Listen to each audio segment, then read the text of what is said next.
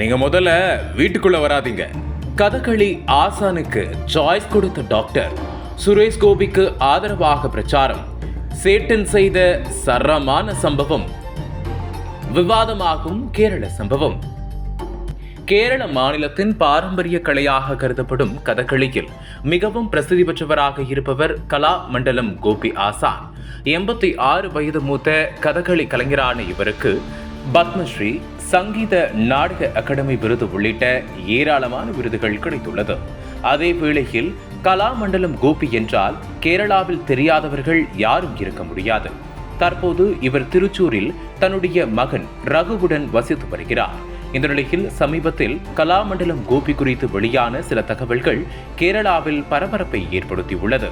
வட மாநிலங்களில் வலுவாக உள்ள பாஜக தென் மாநிலங்களில் ஆட்சியை பிடிக்க பல வருடங்களாகவே முயன்று வருகிறது.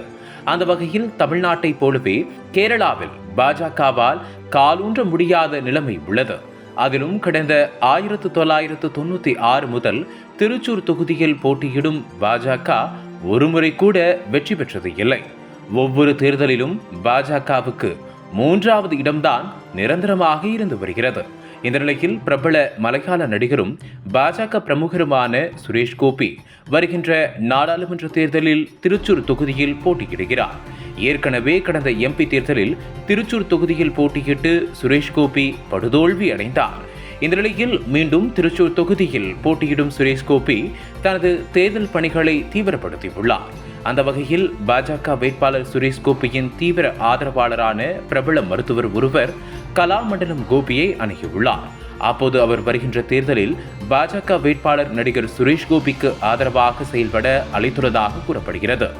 மேலும் சுரேஷ் கோபிக்காக மேலும் பல விஐபிகள் கலாமண்டலம் கோபியை அணுகியதாக சொல்லப்படுகிறது.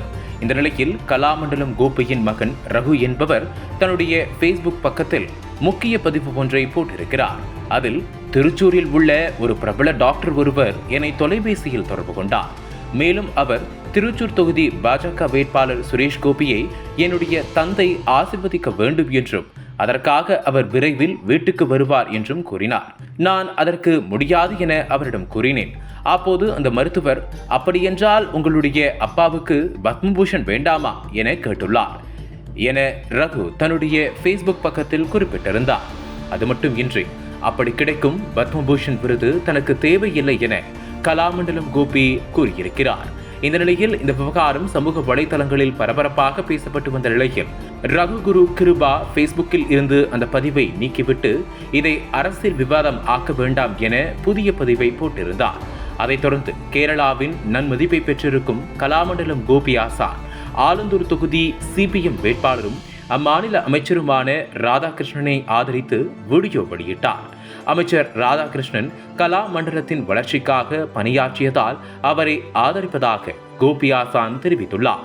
இத்தகைய சூழலில் இதுகுறித்து சுரேஷ் கோபி கூறுகையில், கலாமண்டலம் கோபி ஆசானை பார்க்க வேண்டும் என நான் யாரையும் தொடர்பு கொள்ளவில்லை. பாஜக மாவட்ட தலைவர் கூறும் நபர்களைத்தான் நான் சந்தித்து வருகிறேன். மற்றபடி ஆட்களை சந்திப்பதற்காக நான் யாரையும் நியமிக்கவில்லை என தெரிவித்துள்ளார். தற்போது தேர்தல் நேரத்தில் கேரளாவில் அரங்கேறிய இந்த சம்பவம் அங்கு பெரும் பரபரப்பை ஏற்படுத்தியுள்ளது.